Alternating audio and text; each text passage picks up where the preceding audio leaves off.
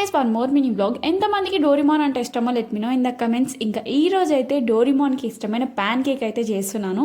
నాకైతే డోరిమాన్ అంటే చాలా ఇష్టం. చిన్నప్పుడు అయితే చాలా చూస్తుండే, అసలు కార్టూన్స్ అంటేనే పిచ్చి కదా చిన్నప్పుడు.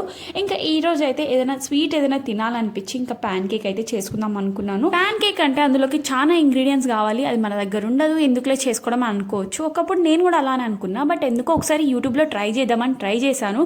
జస్ట్ 3 ఇంగ్రీడియంట్స్ వచ్చింది రెసిపీ. మనం ఫస్ట్ టైం ఏం చేసినా సరే కంపల్సరీ ఫ్లాప్ అవుతుంది అనుకుని సరే జస్ట్ ట్రై చేద్దామని చెప్పేసి స్టార్ట్ చేసా.